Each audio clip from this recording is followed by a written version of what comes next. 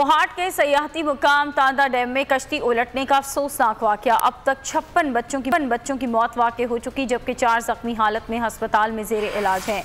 मजीद बच्चों को निकालने के लिए रेस्क्यू ऑपरेशन ताहाल जारी है। आज 8 बच्चों की इज्तमाई नमाज जनाजा और तदफीन कर दी गई। मदरसे के तलबा डैम को सैर के लिए आए थे। हादसा कश्ती का तवाज़ुन बिगड़ने के बायस पेश आया। कोहाट के सयाहती मकाम तांदा डैम में कश्ती उलटने का वाक़या में जख्मी 5 बच्चे अस्पताल में जेर इलाज हैं।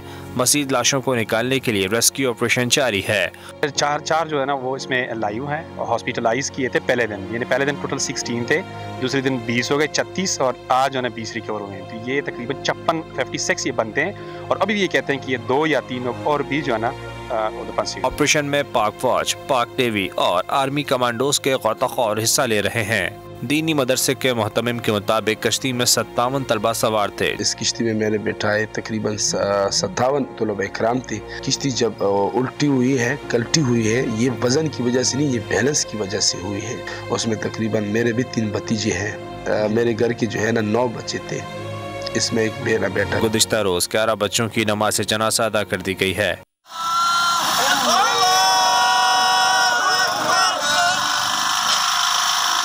गुमशुदा बच्चों के वालिदैन अब भी डैम के किनारे अपने बच्चों की लाशों के निकलने के मुंतज़िर हैं।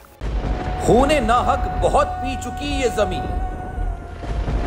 अब कोई दिन में ये खून उगलने को है। खत्म हो जाएगी ये तमाशागरी, वक्त पलटेगा रोजे जजा की तरह। ये जो पेशावर में ताजा लहू है बहा, एक क़यामत करेगा फलक पर बपा।